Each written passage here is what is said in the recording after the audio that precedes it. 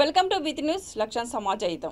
Emergency అత్యవసర స్థితి సరిగ్గా 40 ఏళ్ల క్రితం అప్పటి ప్రధాని ఇందిరాగాంధీ 1975 జూన్ 25వ తేదీన దేశంలో ఎమర్జెన్సీని విధించారు. అసలు ఈ మాట వింటేనే నిలువెల్ల వణుకు పుడుతుంది.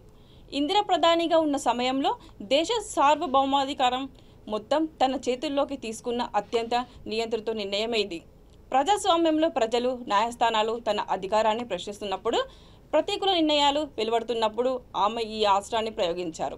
ఈ నిర్ణయాన్ని ప్రజాస్వామ్యానికి చీకటి రోజుగా అభివర్ణించారు. ఈ అత్యవసర స్థితి దేశవ్యాప్తంగా 1977 మార్చి 21న ఆ దేశాలను ఉపసంహరించేదాకా కొనసాగింది.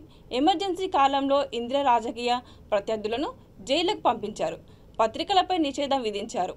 ఎమర్జెన్సీ కారణంగా దేశంలో 21 నెలల పాటు నియంత్రితం రాజ్యమేలింది. 1977 ఎన్నికల్లో ఇందిరా ఘోర పరాజయంతో ప్రజాస్వామ్య పునరుద్ధరణ జరిగింది.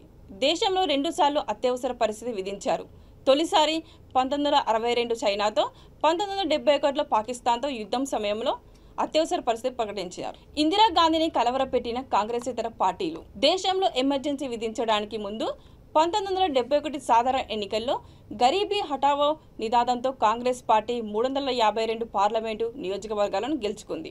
అదే సమయంలో రాజ్యసభలో కూడా కాంగ్రెస్ పార్టీకి స్పష్టమైన మెజారిటీ ఉంది. ఇటు లోక్సభలో అటు రాజ్యసభలో తిరుగులేని మెజారిటీ ఉందన్న గర్వంతో ఏకపక్ష నిర్ణయాలు తీసుకోవడంపై ప్రజా సంఘాలు, ప్రజల నుంచి తీవ్ర వ్యతిరేకత వచ్చింది. ఇందిరా నిర్ణయాలు వ్యతిరేకిస్తే 1973-75 మధ్యకాలంలో కేంద్ర ప్రభుత్వానికి వ్యతిరేకంగా దేశవ్యాప్తంగా రాజకీయ ఆందోళన చెలరేగాయి. వీటన్నిటిలోనూ డిసెంబర్ 1973 నుంచి మార్చి 1974 వరకు గుజరాత్లో సాగిన నవనిర్మాణ్ ఉద్యమం చెప్పుకోదగ్గది.